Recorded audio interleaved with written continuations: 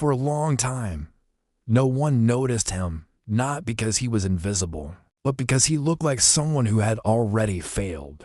Someone the world had quietly decided was no longer worth paying attention to. A man sleeping in his car at night, waking up before sunrise, parking in different places every day so no one would ask questions, carrying everything he owned in the trunk, not telling friends where he was, not telling family how bad things really were, because explaining it out loud would make it real. What makes this story different from every other rags to riches story you've heard isn't the ending, it's the part in the middle that most people skip. The months when nothing improved, when no miracle happened, when effort didn't immediately turn into results, and when quitting would have been the most logical decision anyone could make.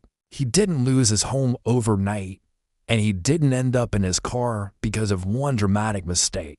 It happened slowly, quietly, through a series of small decisions that felt reasonable at the time. A risky bet that didn't pay off, a partnership that collapsed, a market that shifted faster than expected, and suddenly the margin for error disappeared. At first, sleeping in the car felt temporary, something he told himself would last a week, maybe to just enough time to reset and figure out the next move, but weeks turned into months. And months have a way of changing how you see yourself, especially when you start structuring your entire life around hiding the truth. He learned where to park so security wouldn't knock on the window, which gyms allowed early showers, which coffee shops wouldn't question how long he stayed, how to keep his phone charged, his clothes clean, his posture confident, because the most important thing wasn't survival.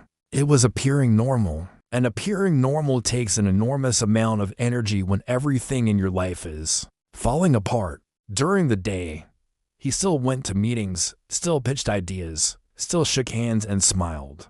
And no one suspected that at night, he folded himself into the back seat of a car, staring at the ceiling, replaying every decision that brought him there, wondering how someone who once felt so close to success could end up so far from it. What most people don't understand is that this phase wasn't just financially painful.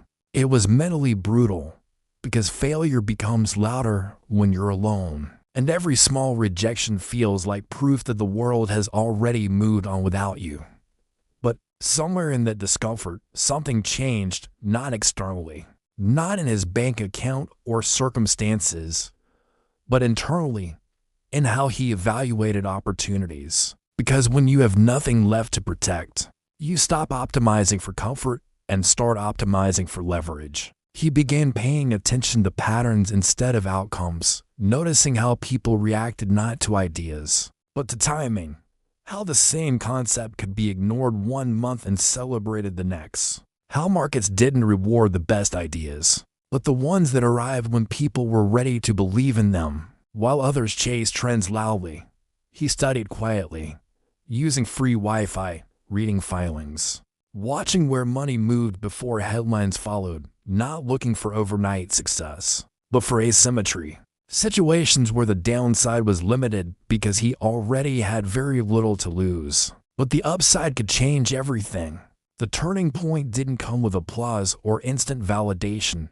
It came in the form of a small, almost boring opportunity, one that didn't impress anyone and didn't look like a breakthrough at all. But it fit perfectly into the patterns he had been observing, a gap most people ignored because it seemed too small to matter. He committed fully, not because he was confident, but because hesitation had become more expensive than failure. And when you're sleeping in your car, clarity has a way of cutting through fear.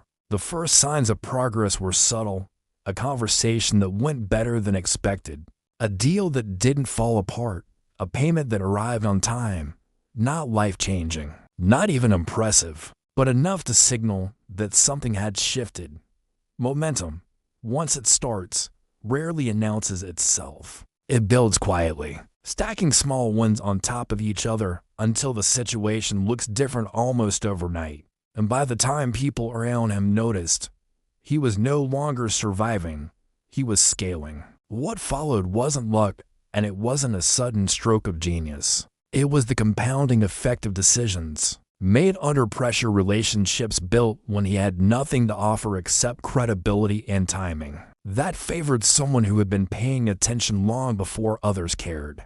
Years later, when his net worth crossed into the billions, journalists would ask him about perseverance, about mindset, about believing in yourself during hard times, and he would answer politely, but vaguely, because the truth was harder to package.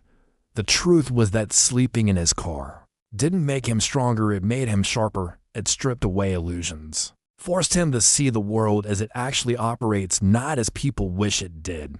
And that perspective never left him, even after the money, even after the recognition. He never forgot how quickly comfort disappears, how fragile status really is, and how dangerous it can be to build your identity on external validation. This is why, despite his wealth, he remained unusually cautious, why he avoided unnecessary risk, why he always positioned himself with optionality. Because once you've experienced how fast everything can vanish, you stop assuming stability is permanent. This story isn't about glorifying struggle, and it isn't meant to suggest that hardship automatically leads to success. Because for most people it doesn't, but it does reveal something important, that progress often begins when you stop chasing admiration and start chasing understanding. He didn't become a billionaire because he suffered. He became a billionaire because he learned.